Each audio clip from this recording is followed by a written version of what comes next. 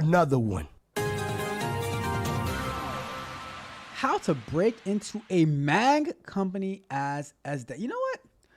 That is a great, not the question is great, but it is, but the MANG part, because I was like, you remember FANG?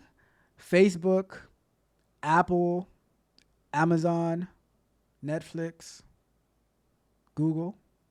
But I was like, well, shouldn't the F be changed to a M because it's meta now? And how come X isn't on there? Why can't it be XMANG?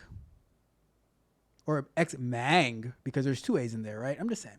I'm just reading the question, right? But the question goes, so how to break into MANG companies as an SDET. I'm interested in a career as a software development engineer and test at one of the MANG companies. What kind of skills and knowledge are essential for this role? Do the interviews for SDET positions differ from those for developer roles? All right, so that is a great question. Let's start our timer. So, how to break into a MANG company? Well, honestly, maybe back during the pandemic, you could have had a better chance of breaking in with absolutely zero experience. But then you probably wouldn't be able to get a job anywhere else once they laid you off, right? I'm just saying. Bruh. But I would say to break into a MANG company as an SDET, you probably want to, if you are not a QA engineer already at whatever level, you probably want to start at a smaller size company to start building up that experience, because the SDET work that they do at these big companies, they are serious. You're not going to be saying, I just want to do manual testing. I just want to do manual testing, right? It's not going to happen. It's not going to happen. So if you want to break into a MANG company, I would say, all right, so you got to level up your automation skills. You got to level up your cloud skills. Get familiar with AWS, get familiar with Google Cloud Platform, get familiar with Azure, right? You want to get familiar with building testing frameworks. You want to get familiar with grid technology, so like Selenium Grid. You want to get familiar with like Playwright.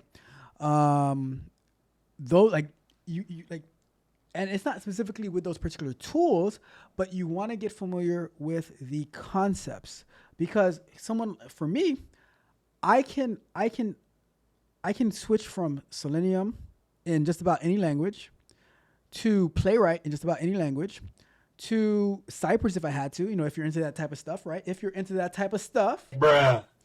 I can switch to Cypress.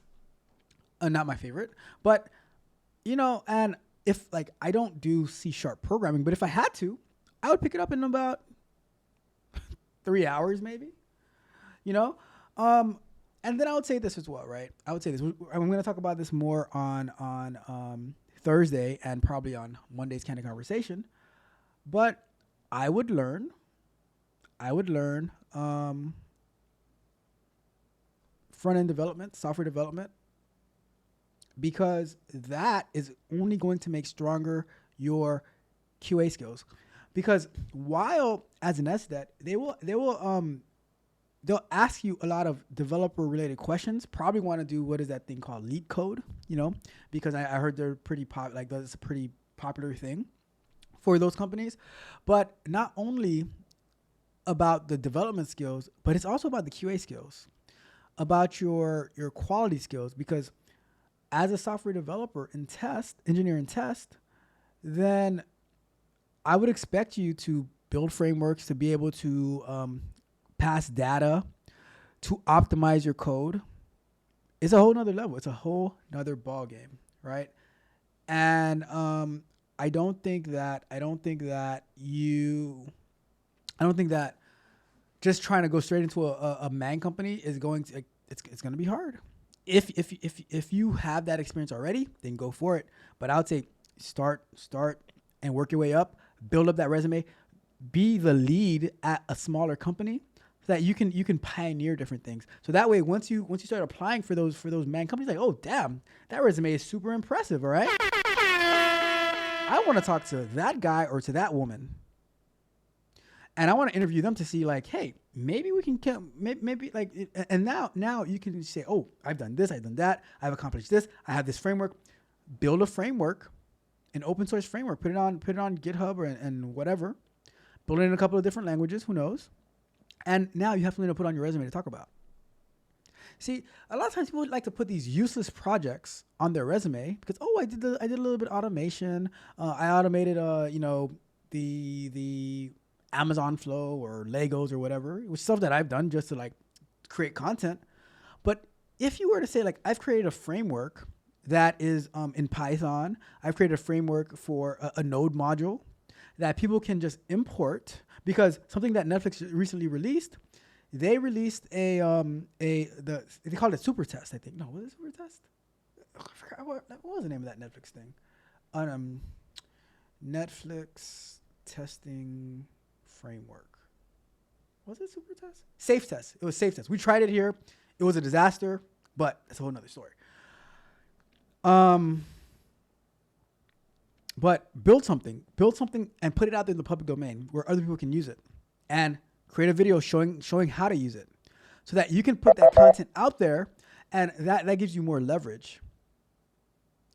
Advocate for people to use your framework and get feedback on things that are not working, get feedback on enhancements, and being out there in the public domain gives you even more leverage. So upskill, build something, put it out there in the public domain, and that gives you a way better chance of landing one of those MANG, ex-MANG company roles, all right? Ex-MANG company roles, all right?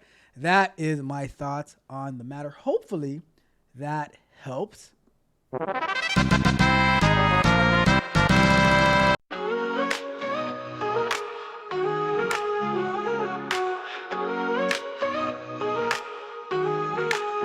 I just stepped out, cap and gown in hand. Dreams in my pocket, got a future so grand.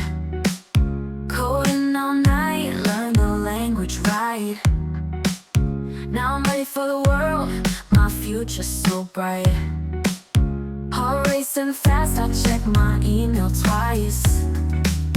Hoping for that call, yeah, it's gonna feel nice.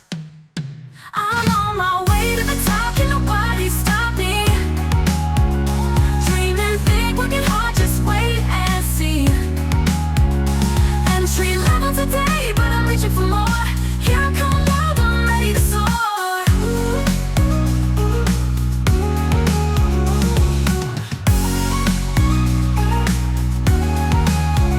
Interviews lined up, gotta show my skill.